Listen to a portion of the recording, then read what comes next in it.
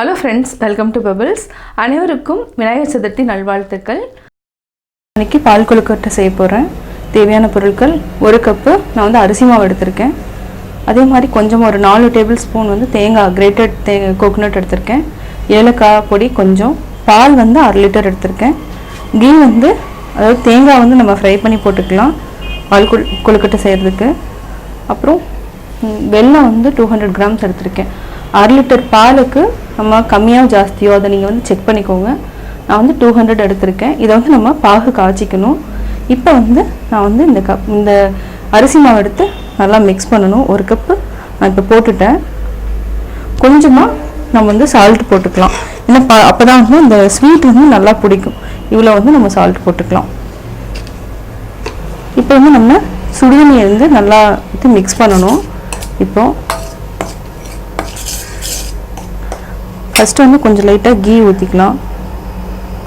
ஒரு 1/2 table spoon key ஊற்றிருக்கேன். கொஞ்சம் கொஞ்சமாக வந்து நம்ம வந்து அரிசிக்குள்ளே வந்து தண்ணி ஆட் பண்ணணும். அரிசி மாவு வந்து நம்ம வேணும்னா வறுத்து கூட நம்ம வச்சுக்கலாம். இப்போ வந்து நான் தண்ணி ஆட் பண்ண போகிறேன். கொஞ்சமாக நம்ம ஆட் பண்ணிக்கலாம். அதாவது கொழுக்கட்டைக்கு வந்து செய்கிறப்போ அந்த பதம் இருக்கணும். கொஞ்சம் கொஞ்சமாக ஆட் பண்ணுங்கள். ஃபுல்லாக ஊற்றிட்டோன்னா அது குழஞ்சி போயிடும். அந்த அளவுக்கு இருக்க வேண்டாம். இந்த தண்ணி ஊற்றுறதுனால என்னென்னா இந்த அரிசி மாவும் நல்லா வெந்துடும். இதுலேயே வெந்துடும். நம்ம அதுக்கப்புறம் இட்லி தட்டில் வேக வச்சு எடுத்துக்கலாம்.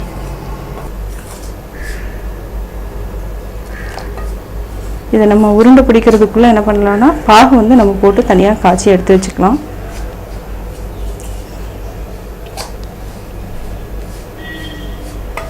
இன்னும் கொஞ்சம் தண்ணி விட்டுக்கலாம்.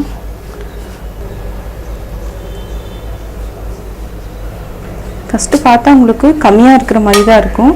பட் இதுவே 1 கப் மாவே வந்து நிறைய வரும். அதனால் நீங்கள் எடுத்தோன்னே வந்து 2 கப் 3 கப்பெல்லாம் ஆட் பண்ணிங்கன்னா ரொம்ப அதாவது இன்னும் ஜாஸ்தி ஆயிடும். உருண்டை வந்து ஜாஸ்தி ஆயிடுச்சுன்னா அதே அளவுக்கு நீங்கள் வந்து பால் ஊற்றணும். இந்த பால் கொழுக்கட்டை வந்து விநாயகர் சதுர்த்தி அன்றைக்கெல்லாம் யூஸ் பண்ணிக்கலாம். நம்ம இல்லைனா ஈவினிங் ஸ்நாக்ஸ் குழந்தைகளுக்கு ஸ்பெஷலி வந்து விநாயகருக்கு வந்து படைக்கிறதுக்கு நைவேத்தியம் பண்ணுறதுக்கு வந்து நம்ம இந்த பால் கொழுக்கட்டை செஞ்சுக்கலாம். இது ரொம்ப ஈஸியாக செய்கிறது தான். இன்னும் கொஞ்சம் தண்ணி ஆட் பண்ணிக்கலாம். இது தண்ணி வந்து ஆறிடுச்சுன்னா நம்ம கையில் வந்து பிடிச்சி வச்சுக்கலாம். நம்ம கொதிக்கிற தண்ணி தான் நம்ம ஊற்றிருக்கோம். அதனால் வந்து சூடாக இருக்கும். நீங்கள் கையில் போட்டு எடுக்க முடியாது. அதனால் நான் ஸ்பூன் கரண்டி யூஸ் பண்ணிகிட்ருக்கேன். இதுவே போதும். இப்போ நம்ம இந்த மீதி இருக்கிற தண்ணியில் வந்து இப்போ வெல்லத்தை போட்டு நம்ம பாகு காய்ச்சிக்கலாம்.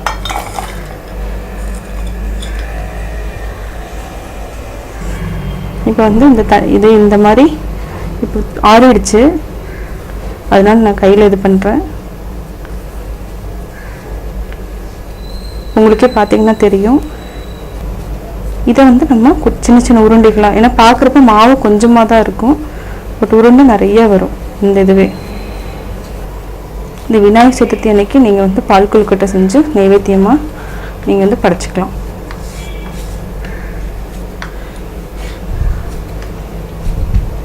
இப்போ இதையே நம்ம சின்ன சின்ன உருண்டைகளாக பிடிச்சி இப்போ வந்து இட்லி தட்டில் வேக வைக்கணும். இந்த அளவுக்கு வந்து நீங்கள் பிடிச்சிக்கலாம். இதே மாதிரி ஃபுல்லாக பிடிச்சிட்டு நம்ம வந்து இட்லி தட்டில் வேக வச்சுக்கலாம். ஸ்டீமர் இருந்தாலும் ஸ்டீமர்லேயே வேக வச்சுக்கலாம். இதே மாதிரி பிடிச்சி வச்சுக்கோங்க. இப்போ தண்ணி வந்து 2 டம்ளர் நான் ஊற்றிருக்கேன். இப்போ நம்ம ஸ்டீமரில் வச்சுக்கலாம். இப்போ உருண்டை பிடிச்சி வச்சுருக்கோம். இது எல்லாத்தையும் நம்ம போட்டு வேக வைக்கணும். இப்போ ஒரு 10 மினிட்ஸ் வந்து வேக வச்சுக்கோங்க. சிம்மில் வச்சு, ஹை ஃப்ளேமில் வைக்க வேண்டாம். இது வந்து நம்ம ஒரு 10 மினிட்ஸ் வேக வச்சுக்கலாம். இந்த உருண்டை மட்டும் இப்போ நான் தனியாக எடுத்து வச்சுருக்கேன், பச்சரிசி மாவு. இது எதுக்குன்னா பால் கூட நம்ம மிக்ஸ் பண்ணிக்கணும். அதுக்காக இப்போ வேக வச்சிடலாம். நம்ம இப்போது நெய் ஊற்றிக்கலாம். சிம்மில் வச்சுக்கோங்க. நெய் வந்து 1 டேபிள் ஸ்பூன் தான் நான் எடுத்திருக்கேன். இப்போது தேங்காயை உள்ளே போட்டு நல்லா நம்ம வதக்கிக்கலாம். இது வந்து பால் கொழுக்கட்டைக்கு வந்து தேங்காய் பால் எடுத்தும் பண்ணலாம். இது வந்து ஏன் நான் வந்து இது மாதிரி தேங்காய் இது பண்ணுறேன்னா, ஃபுல்லாக எல்லாமே பால் மாதிரி இருக்குது. கொஞ்சம் இது நறுன்னு சாப்பிட்டாலும் கொஞ்சம் நல்லாயிருக்கும். அந்த டேஸ்ட் வந்து வித்தியாசமாக இருக்கும். அதனால் நான் வந்து தேங்காய் வந்து நல்லா வறுத்துட்டு நெய்யில் வறுத்துட்டு பால் கொழுக்கட்டை கூட நான் மிக்ஸ் பண்ண போகிறேன். இது வந்து ஒரு வித்தியாசமான டேஸ்ட் இருக்கும். பாலும் இந்த பால் ரெண்டும் மிக்ஸ் பண்ணுறதுக்கு பதிலாக இந்த தேங்காய் பால் இப்போ வந்து நம்ம இது கூட ஏலக்காய் ஆட் பண்ணிக்கலாம். ஏலக்காய் வந்து ஒரு பிஞ்ச், ஒரு 3 ஏலக்காய் மாதிரி நான் ஆட் பண்ணுறேன். இது வந்து டேஸ்ட் நல்லாயிருக்கும். நீங்கள் எப்போ ஃப்ரீயாக இருக்கிறீங்களோ அப்போ வந்து இந்த மாதிரி பொடி பண்ணி வச்சுக்கலாம். நம்ம நல்லா மணமாக இருக்கும். இதை நல்லா வாசம் வர வரைக்கும் வறுத்துக்கோங்க. அப்போ தான் அந்த நரப்பு அந்த டேஸ்ட் வந்து நல்லாயிருக்கும் பால் கொழுக்கட்டைக்கு. அதாவது தேங்காய் பாலுக்கு பதிலாக நம்ம வந்து இதை வந்து வறுத்துடுறோம். இப்போ நான் நல்லா வறுத்துட்டேன். இதை வந்து நான் தனியாக எடுத்து வச்சுக்கிறேன்.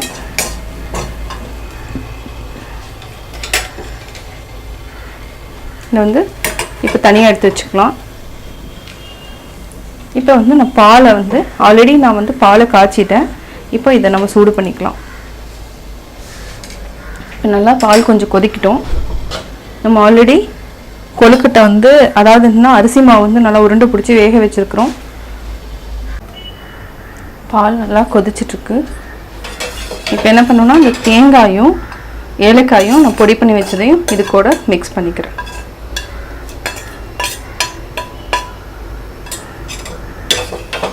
இதையும் நல்லா நீங்கள் மிக்ஸ் பண்ணிக்கோங்க.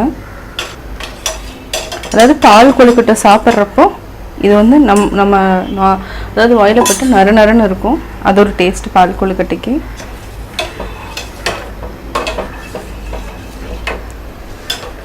இதில் என்னென்னா இன்னொரு இது என்னென்னா, நான் வந்து பச்சரிசி மாவு வந்து அதாவது உருண்டை பிடிச்சிட்டு இந்த அளவுக்கு மட்டும் எடுத்து வச்சுட்டு இப்போ இதில் வந்து நான் நல்லா மிக்ஸ் பண்ணி விட போகிறேன்.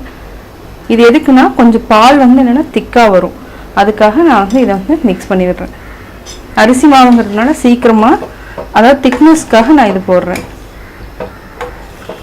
ஏன்னா நம்ம தேங்காய் பாலும் நம்ம எடுக்கலை. அதனால் அரிசி மாவு வந்து நல்லா கரைச்சி விட்டுக்கோங்க. பால் வந்து நல்லா திக்காக இருக்கும். அப்படியே சிம்மில் வச்சு நம்ம வந்து இந்த அரிசியும் நல்லா வெந்துடும். இது ஒரு 3 நிமிஷம் நல்லா கிளறி விடுங்க. அடி பிடிக்காமல் கிளறி விடுங்க. அப்படியே நல்லா கிளறி விட்டிங்கன்னா உங்களுக்கு தெரியும். இது நல்லா கிளறி இப்போ வந்து உருண்டை வந்து ரெடி ஆகிடுச்சு. இப்போ நம்ம இதுக்குள்ளே போட்டுடலாம். அதாவது இது வந்து ரெடியான உருண்டை. இது வந்து நம்ம எடுத்து போட்டுக்கலாம். நம்ம வேக வச்சுருக்கோம் இல்லைங்களா, அதில் ஸ்டீமரில் வச்சுருந்தேன். இதை நம்ம ஒன்று எடுத்து இப்படி போட்டுக்கலாம். நீங்கள் ஷேப் வேணுன்னா அந்த இந்த ஓவல் ஷேப்பில் கூட பண்ணிக்கலாம். நம்மளுக்கு இது என்ன ஷேப்போ அதை நம்ம பண்ணிக்கலாம். இது வந்து 1/2 லிட்டர் பாலுக்கு வந்து 1 கப்பு நம்ம வந்து எடுத்துருக்குறோம். இதை நல்லா மிக்ஸ் பண்ணி விடுங்க. அப்போ தான் வந்து பாலுக்குள்ளே வந்து நல்லா ஊறிச்சினா தான் இந்த கொழுக்கட்டை வந்து ரொம்ப டேஸ்ட்டாக இருக்கும். இந்த கொழுக்கட்டை வந்து வெந்துருச்சான்னு பார்க்குறதுக்கு இந்த மாதிரி ஒரு மைகோதி மாதிரி இருக்கும். இதை வந்து உள்ளே விட்டிங்கன்னா தெரியும் நல்லா வெந்துருச்சு என்னங்கிறது தெரியும். கொலகொலன்னு இருந்துச்சுன்னா வேகலைன்னு அர்த்தம். இது வந்து நல்லா டைட்டாக இருக்குது இல்லைங்களா, டைட்டாக இருக்கிறதுனால கொழுக்கட்டை நல்லா வெந்துருச்சுன்னு அர்த்தம். இது வந்து நல்லா கொதிக்கணும். அதுக்கப்புறம் நம்ம வந்து பாகு ஊற்றிக்கலாம். நல்லா வேகட்டும்னா நல்லா ஊறணும். பால் கூட ஊறினா தான் அந்த டேஸ்ட்டு வந்து பால் கொழுக்கட்டையினோட டேஸ்ட் கிடைக்கும். ஸோ அதனால் நம்ம கொஞ்சம் நல்லா ஊற வரைக்கும் கொதிக்க விடலாம்.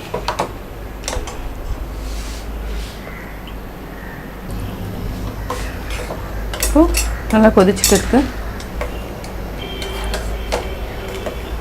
இப்போ நம்ம ஆல்ரெடி பாகு காய்ச்சி வச்சுருக்கோம். இதை வந்து நம்ம மிக்ஸ் பண்ணிக்கலாம்.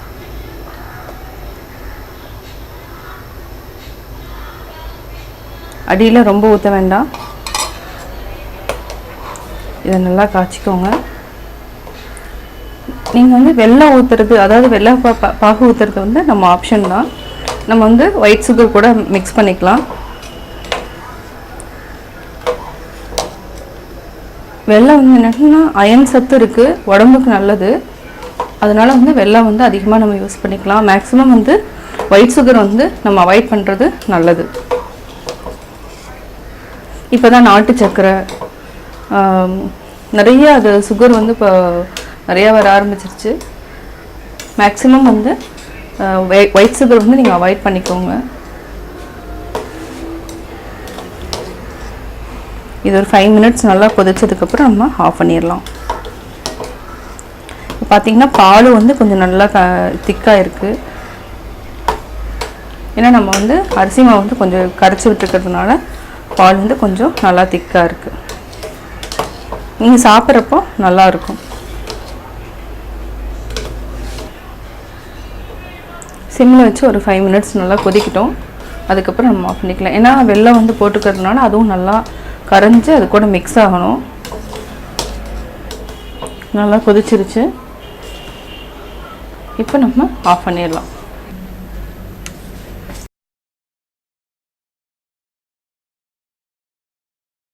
நான் இன்றைக்கி செய்ய போகிறது அம்மணி கொழுக்கட்டை. இது வந்து விநாயகர் சதுர்த்தி ஸ்பெஷல். இதுக்கு தேவையான பொருட்கள் என்னென்னா, நம்ம வந்து 1 கப் இல்லைன்னா 1.5 கப் வந்து அரிசி மாவு எடுத்துக்கலாம். இந்த அரிசி மாவு வந்து பதப்படுத்தினது தான். அதாவது அரிசியை வந்து நல்லா ஊற வச்சுட்டு நல்லா ட்ரை பண்ணிவிட்டு, அதாவது வெட்டாக இருக்கிறப்பவே நான் வந்து மிக்சியில் அடிச்சுட்டு நல்லா சலிச்சு வச்சுருக்கேன். நைஸாக இருக்கும். தேங்காய் வந்து 1/4 மூடி எடுத்திருக்கேன். தேவையான அளவு உப்பு, அதாவது கடுகும் எண்ணெயும் நம்ம தாளிக்கிறதுக்கு எடுத்துக்கலாம். இதை வந்து வறுத்து அரைக்கணும். கொஞ்சமாக கருவேப்பிலை, 3 வரமிளகாய், உளுத்தம்பருப்பு வந்து 1 டேபிள் ஸ்பூன், கடலைப்பருப்பு 1 டேபிள் ஸ்பூன், எள்ளு வந்து 1 டேபிள் ஸ்பூன். இதெல்லாமே நான் சம அளவில் எடுத்திருக்கேன். இது எல்லாத்தையுமே நம்ம நல்லா வறுத்துட்டு ஒரு கரகரன்னு அரைச்சி நம்ம தனியாக வச்சுக்கணும். ஃபஸ்ட்டு வந்து இதுக்கு வந்து தண்ணி ஊற்றிட்டு சின்ன சின்ன உருண்டைகளாக பிடிச்சி வேக வச்சு எடுத்து வச்சுக்கலாம். இப்போ எப்படி செய்கிறதுன்னு பார்க்கலாம். ஃபஸ்ட்டு வந்து நம்ம மாவு ஆட் பண்ணிக்கலாம். இதுக்கு வந்து என்னென்னா வார்ம் வாட்டர், உப்பு சேர்த்து நம்ம நல்லா பிசைஞ்சு வச்சுக்கலாம். உப்பு வந்து தேவையான அளவு ஆட் பண்ணிக்கிறேன். இந்த அளவுக்கு இருந்தாவே போதும். நம்ம தேவையான அளவு நல்லெண்ணெயும் நம்ம விட்டுக்கலாம், அதாவது லைட்டாக விட்டுக்கலாம், ரொம்ப தேவையில்லை. உப்பும் ஆட் பண்ணிட்டோம், எண்ணெயும் ஆட் பண்ணிட்டோம். இப்போ வந்து நம்ம தண்ணி வந்து கொஞ்சம் கொஞ்சமாக ஆட் பண்ணிக்கலாம். தண்ணி வந்து அதாவது வெதுவெதுப்பான சூட்டில் தான் இருக்குது. அதாவது இந்த உருண்டை பிடிக்கிறப்ப நீங்கள் கூடவே பால் கொழுக்கட்டையும் செய்யலாம். ஏன்னா அந்த உருண்டை வந்து நம்ம பாதி எடுத்து வச்சுட்டு அது கூட வந்து வெல்லம், ஏலக்காய் தூள், அதாவது பால், அதையும் நம்ம மிக்ஸ் பண்ணியும் செய்யலாம். இதே மாதிரி உருண்டை தான் நம்ம அதுக்கு யூஸ் பண்ண போகிறோம். நீங்கள் விநாயகர் சதுர்த்திக்கு செய்கிறப்ப என்னென்னா இந்த மாவையே எடுத்துகிட்டு நீங்கள் வந்து பால் கொழுக்கட்டைக்கு அப்படியே ரெடி பண்ணிக்கலாம். இன்னும் கொஞ்சமாக தண்ணி ஆட் பண்ணிட்டோன்னா நம்ம வந்து கையிலேயே பிசைஞ்சிக்கலாம். இனிமேல் தண்ணி ஆட் பண்ண வேண்டியதில்லை. அதாவது இந்த பதம் பார்த்திங்கன்னா உங்களுக்கு தெரியும்.